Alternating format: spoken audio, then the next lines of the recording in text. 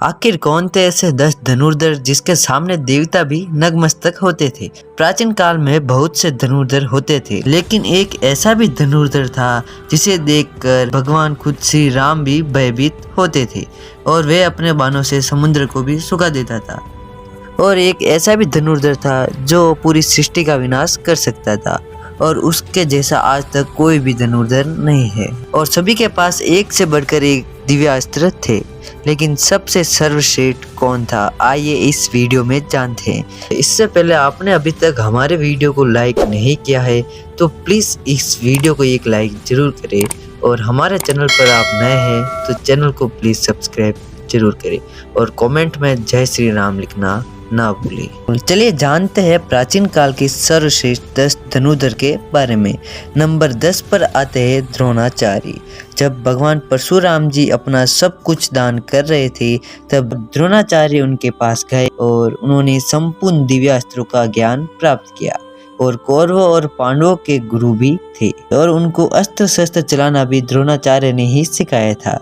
युद्ध में भीष्म के बाद द्रोणाचार्य ही कौरवों के सेनापति भी बने थे और द्रोणाचार्य के आगे कोई भी योद्धा टिक नहीं पाता था। युद्ध में द्रोणाचार्य ने जो चक्रव्यूह बनाया था उसी में फंसकर वीर अभिमन्यु भी मारे गए थे और जब तक उनके हाथों में अस्त्र रहता था तब उनको परास्त करना असंभव था। इसलिए पांडव उन्हें छल से मारने को विवश हो गए थे, इसीलिए उन्हें छल से ही मारना पड़ा। नंबर 9 पर आते हैं भीष्म पितामह। भीष्म माता गंगा के पुत्र थे और इनके गुरु स्वयं परशुराम जी थे। एक बार तो भीष्म ने अपने गुरु से ही युद्ध कर लिया था। परशुराम जी और भीष्म के बीच भयानक युद्ध हुआ। दोनों ही एक दूसरे पर महाविनाशकारी अस्त्र चला रहे थे, लेकिन इस युद्ध का कोई परिणाम नहीं निकल रहा था। आखिर इस युद्ध को रोकने के लिए देवताओं को आना पड़ा और जब कुरुक्षेत्र का युद्ध शुरू हुआ तब भीष्म कौरवों के प्रथम सेनापति भी थे। भीष्म के बाणों के आगे कोई भी योद्धा टिक नहीं पाता था। भीष्म को नियम अनुसार युद्ध करके मारना असंभव था, इसीलिए शिखंडी को सामने रख अर्जुन ने भीष्म को बाणों से छल्ली कर दिया था। नंबर 8 पर आते हैं अर्जुन। अर्जुन द्रोणाचार्य की दृष्टि में सबसे सर्वश्रेष्ठ धनुर्धर थे। द्रोणाचार्य ने अर्जुन को अपने सारे अस्त्रों का ज्ञान दिया था। अर्जुन के धनुष के टंकर मार से ही दुश्मन अधमरे हो जाते थे। अर्जुन के पास देवताओं के सारे अस्त्र उपलब्ध थे, यहाँ तक कि महादेव को भी प्रसन्न करके अर्जुन ने पशुपता अस्त्र भी ले लिया था। अर्जुन दोनों हाथों से बाण चला सकते थे। द्रौपदी स्वयंवर में कर्ण को छोड़कर सारे धनुर्धर विफल हो गए थे, जहाँ अर्जुन ने बड़ी आसानी से लक्ष्य को भेद दिया और अर्जुन ने देवराज इंद्र को भी परास्त कर दिया था। और जिन राक्षसों को स्वयं रावण भी नहीं मार पा रहे थे उन्हें अर्जुन ने बड़ी आसानी से परास्त कर दिया था। और नंबर 7 पर आते हैं एकलव्य।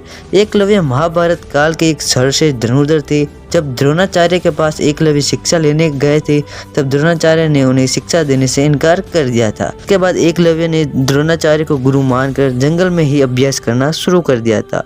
जब कौरवों और पांडवों में किसी को भी शब्द भेदी बाण चलाना नहीं आता था तब एकलव्य ने वन में ही शब्द भेदी बाण चलाना सीख लिया था। एकलव्य की धनुर्विद्या देखकर अर्जुन को भी लगने लगा था कि यही सर्वश्रेष्ठ धनुर्धर, लेकिन एक समय दक्षिणा के नाम पर द्रोणाचार्य ने उनका अंगूठा मांग लिया था। इसके बाद एकलव्य ने बिना अंगूठे से ही बाण चलाना सीख लिया था। एकलव्य इतने शक्तिशाली थे कि इनकी मृत्यु श्री कृष्ण को करनी पड़ी थी। भगवान श्री कृष्ण कहते थे कि अगर एकलव्य का अंगूठा नहीं कटता तो आज यह दूसरे परशुराम होते। तो दोस्तों आप सोच ही सकते हैं कि एकलव्य कितने शक्तिशाली थे। नंबर 6 पर आते हैं बर्बरीक। बर्बरीक घटोत्कच के पुत्र थे। उनके पास ऐसे 3 शक्तिशाली बाण थे जिसके सारे पल भर में ही कुरुक्षेत्र का युद्ध खत्म कर सकते थे।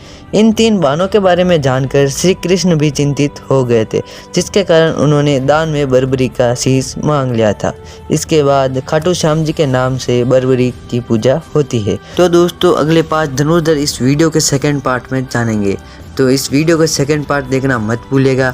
तो दोस्तों अभी तक आपने हमारे चैनल को सब्सक्राइब नहीं किया है तो प्लीज़ सब्सक्राइब कर लीजिए और कमेंट बॉक्स में जय श्री राम जरूर लिखें।